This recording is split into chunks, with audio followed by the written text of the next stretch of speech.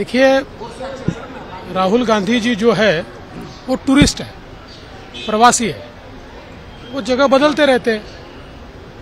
हमारे यहाँ देश में जो टूरिस्ट आते हैं उनका हमेशा स्वागत किया जाता है, लेकिन उनको घर नहीं बसता उनका, तो इसलिए चाहे वो अमेठी जाए चाहे रायबरेली जाए वही परिस्थितियां होंगी।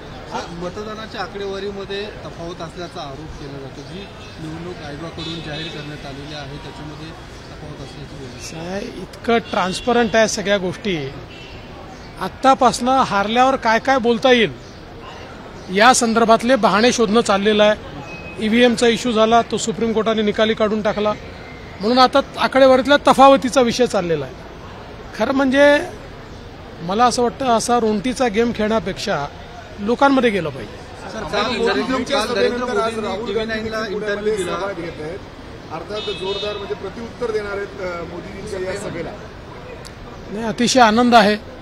मला असं वाटतं की त्यांची सभा झाल्यामुळे मोदीजींचं महत्त्व अजून पुणेकरांना कळेल।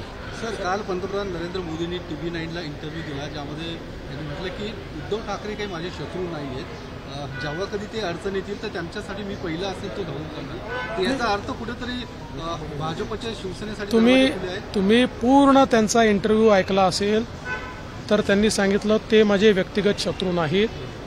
ते जेव्हा आजारी होते त्याही वेळी त्यांची विचारपूस मी करत होतो, आणि हे मला माहिती आहे। रेग्युलर त्यावेळी मोदीजी फोन करून काही मदत हवी आहे का, काय केलं पाहिजे या संदर्भात त्या ठिकाणी विचारपूस करत होते।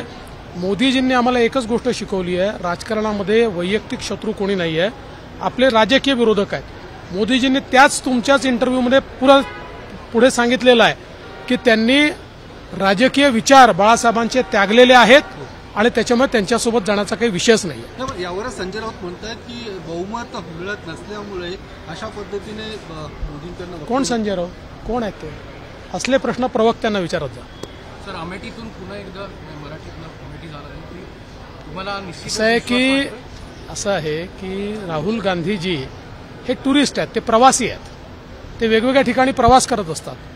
आपल्या देशामध्ये टुरिस्ट आले, प्रवासी आले, पाहुणे आले, आपण त्यांचं स्वागत करतो, पण त्यांचं परमनंट घर नाही बसवत आपण, त्यामुळे त्या ठिकाणी स्वागत होईल, घर नाही बसू शकत। एबीपी माझा, उघडा डोळे बघा नीट।